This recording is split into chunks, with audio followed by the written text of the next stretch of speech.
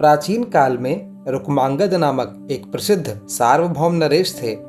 भगवान विष्णु की आराधना ही उनका जीवन था। वे चराचर जगत में अपने आराध्य भगवान ऋषिकेश के दर्शन करते तथा पद्मनाभ भगवान की सेवा की भावना से ही अपने राज्य का संचालन करते थे। वे सभी प्राणियों पर क्षमा भाव रखते थे। राजा रुक्मांगद ने अपने जीवन में अपनी समस्त प्रजा एवं परिवार सहित एकादशी व्रत के अनुष्ठान का नियम धारण कर रखा था। एकादशी के दिन राज्य की ओर से घोषणा होती थी कि आज एकादशी के दिन 8 वर्ष से अधिक और 85 वर्ष से कम आयु वाला जो भी मनुष्य अन्न खाएगा वह राजा की ओर से दंडनीय होगा। एकादशी के दिन सभी लोग गंगा स्नान एवं दान पुण्य करते थे। राजा के धर्म की ध्वजा सर्वत्र फहराने लगी। धर्म के प्रभाव से प्रजा सर्वथा सुखी एवं समृद्ध थी। राजा रुक्मांगद का गृहस्थ जीवन पूर्ण रूप से सुखमय था। वे पीतांबरधारी भगवान श्रीहरि की आराधना करते हुए मनुष्य लोक के उत्तम भोग भोग रहे थे।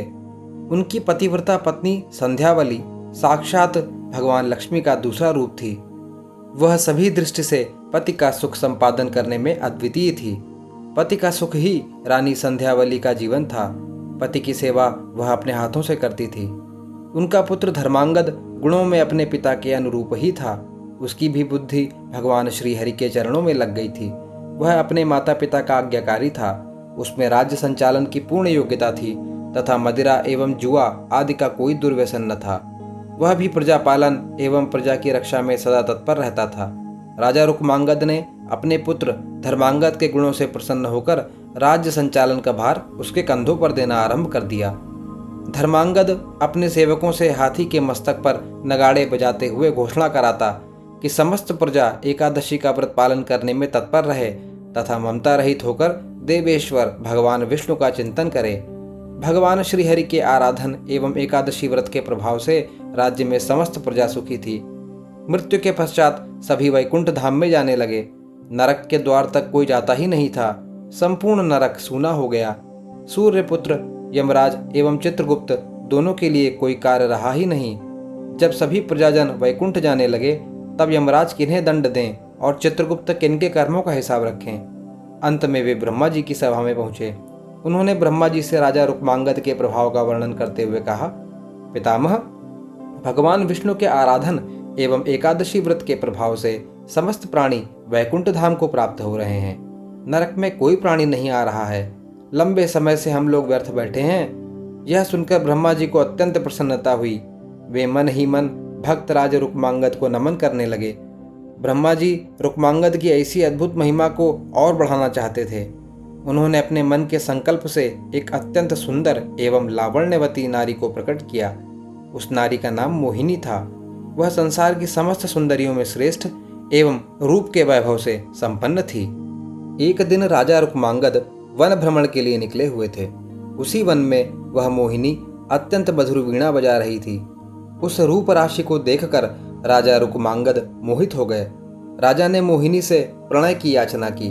मोहिनी ने मुस्कुराते हुए एक शर्त रखी कि समय पर मैं जो कहूँ आपको उसका पालन करना होगा। राजा ने मोह के वशीभूत होकर वह शर्त स्वीकार कर ली और वे मोहिनी के साथ अपनी राजधानी को लौट आए। यहाँ वे मोहिनी के साथ सुख से समय व्यतीत करने लगे। युवराज धर्मांगद ने शासन की पूर्ण योग्यता प्राप्त कर ली थी। उसने भूमंडल के सभी मंडलों को जीतकर उन पर अपना शासन जमा लिया तथा अनेक बहुमूल्य रत्न मणियां लाकर अपने पिता को अर्पित किया। धर्मांगद के सुराज्य से प्रसन्न होकर रुक्मांगद ने अपनी संपूर्ण शासन व्यवस्था उसे सौंप दी। योग्य कन्या से धर्मांगद का विधिपूर्वक विवाह हुआ। ब्रह्मा जी ने मोहिनी को राजा रुक्मांगद की परीक्षा के लिए ही भेजा था। सुखपूर्वक बहुत समय व्यतीत होने पर एक दिन वह अवसर आ उपस्थित हुआ। रुक्मांगद का एकादशी व्रत निर्विघ्न चल रहा था। वे एकादशी के दिन कभी अन्न ग्रहण नहीं करते थे। सदैव की भांति वे घोषणा करा देते, मनुष्यों, तुम सब अपने वैभव के अनुसार एकादशी के दिन चक्र सुदर्शनधारी भगवान विष्णु की पूजा करो। वस्त्र, उत्तम चंदन, रोली, पुष्प, धूप, दीप तथा हृदय को अत्यंत प्रिय लगने वाले सुंदर फल एवं उत्तम गंध के द्वारा भगवान श्रीहरि के चरणारविंदों की अर्चना करो। जो भगवान विष्णु का लोक प्रदान करने वाले मेरे इस धर्म सम्मत वचन का पालन नहीं करेगा, निश्चय ही उसे कठोर दंड दिया जाएगा। एक दिन मोहिनी अपने पति रुक्मांगद से एकादशी के दिन अन्न खाने के लिए आग्रह करने लगी। उसने हठपूर्वक कहा कि गृहस्थ राजा को जो सदैव परिश्रम करता है कभी भी अन्न नहीं छोड़ना चाहिए। राजा ने मोहिनी को बहुत समझाया। उन्होंने शास्त्रों का प्रमाण देकर बताया कि एकादशी के दिन जो अन्न खाता है वह पाप का भागी और नरकगामी होता है। किंतु मोहिनी अपने हठ पर अटल रही।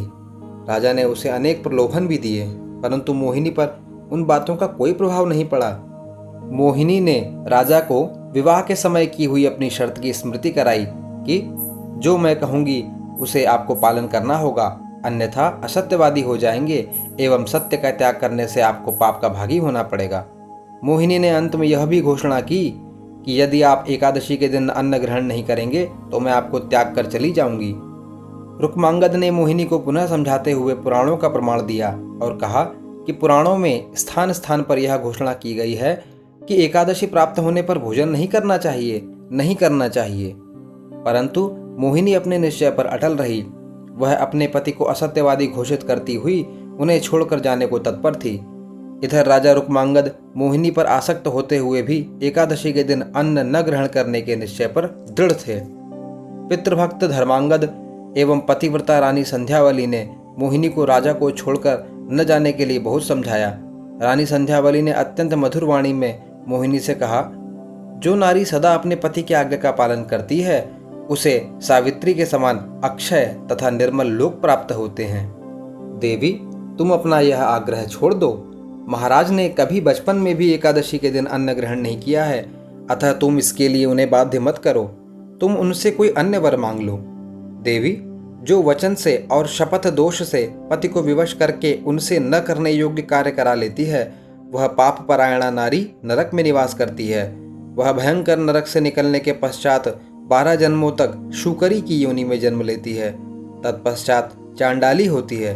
सुंदरी, इस प्रकार पाप का परिणाम जानकर मैंने तुम्हें सखी भाव से मना किया है। धर्म की इच्छा रखने वाले मनुष्य को उचित है कि वह शत्रु को भी अच्छी बुद्धि उचित परामर्श दे। हे सुंदरी, जिस पत्नी के पति उसके व्यवहार से दुखी होते हैं वह समृद्धिशालिनी हो तो भी उस पापिनी की अधोगति ही कही गई है। वह 70 युगों तक पूय नामक नरक में पड़ी रहती है, तत्पश्चात 7 जन्मों तक छुछुंदर होती है, तदनंतर काक योनि में जन्म लेती है, फिर क्रमशः श्रृगाली, गोधा और गाय होकर शुद्ध होती है। स्त्रियों के लिए एकमात्र पति के सिवा संसार में दूसरा कौन देवता है। इतनी अच्छी बातें सुनने पर भी मोहिनी की बुद्धि शुद्ध नहीं हुई। उसकी भावी उसके सिर पर नाच रही थी। जगत को अच्छी शिक्षा मिलने वाली थी। मोहिनी की दुर्दशा होनी ही थी। रानी संध्यावली की बातें सुनकर दुष्ट हृदया मोहिनी ने अपनी एक नई शर्त रखी।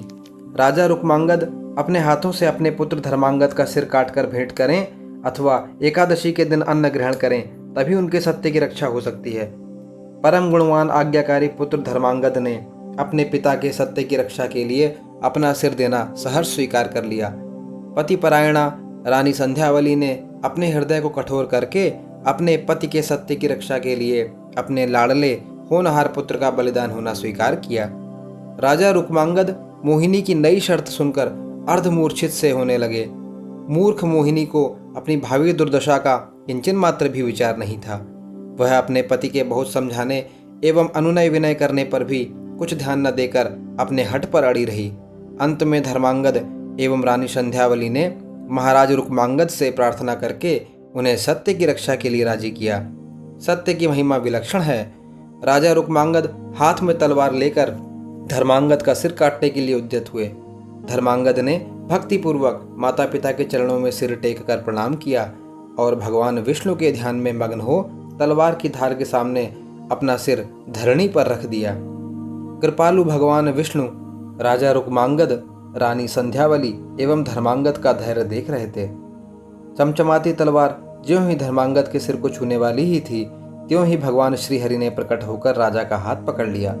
उस अद्भुत दृश्य को देवगण भी देख रहे थे। उनके देखते देखते ही महात्मा नरेश अपनी रानी संध्यावली एवं पुत्र धर्मांगद के साथ भगवान विष्णु में सशरीर विलीन हो गए। क्रूर हृदया मोहिनी भी यह दृश्य देख रही थी। राजा के पुरोहित वसु से यह सब देखा नहीं गया।